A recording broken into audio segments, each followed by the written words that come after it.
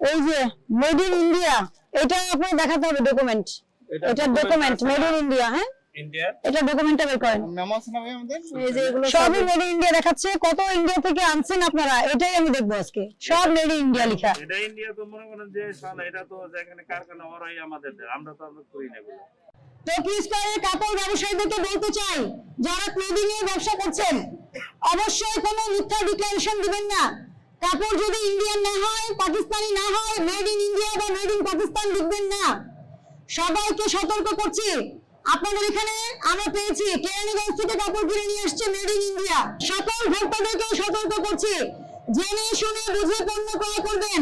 কারখানা, আচ্ছা শুনেন আমার কথা বুঝেন, মেড ইন ইন্ডিয়া হলে কারখানা কি ইন্ডিয়াতে হবে না বাংলাদেশে হবে? ইন্ডিয়াতে হবে।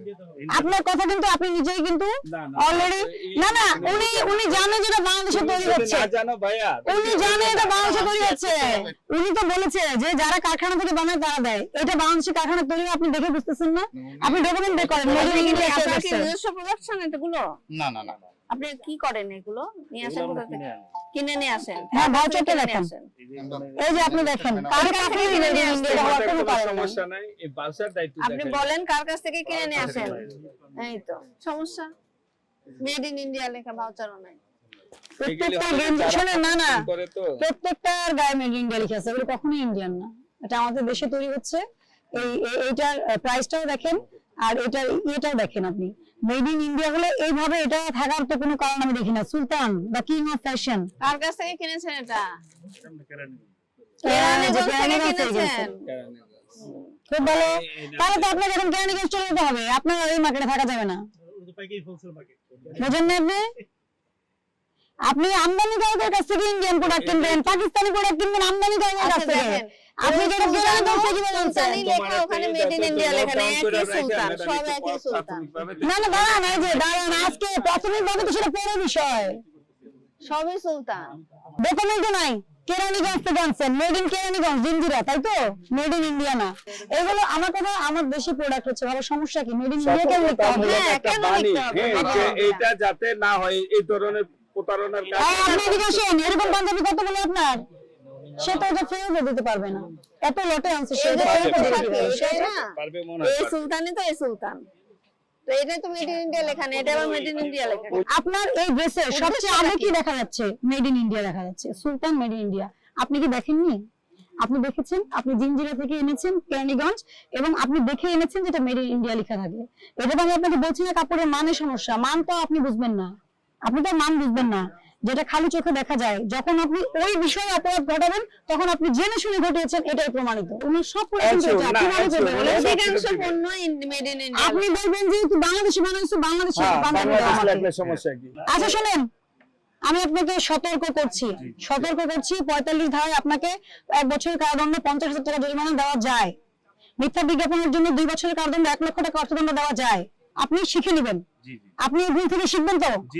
আপনাকে আমি সতর্ক করছি, 10,000 টাকা জরিমানা করলাম, ভবিষ্যতের জন্য সচেতন হয়ে যান। এবং একটা পাঞ্জাবি তো আপনার এখানে আমি না দেখি, তাহলে কিন্তু আমি কিন্তু শুনেন, এই যে মার্কেট কমিটি আছে না, মার্কেট কমিটি এর সাক্ষী আপনার জিম্মা দেওয়া হয়েছে না। তারপরে আমি এসে সবার সাথে কথা বলে মার্কেটের যত দোকান আছে কাপড়ের ক্লোজ করে দেবো, যদি এগুলো পাই। আর মোহাম্মদপুরের টোকিও স্কয়ারের সম্মানিত ব্যবসায়ীদের দৃষ্টি আকর্ষণ করছি, জাতীয় ভোক্তা অধিকার সংরক্ষণ অধিদপ্তর কর্তৃক বাজার মনিটরিং কার্যক্রম পরিচালিত হচ্ছে। এই মার্কেট মনিটরিং এ টোকিও স্কয়ারে অনেক ধরনের ব্যত্যয় পাওয়া গেছে।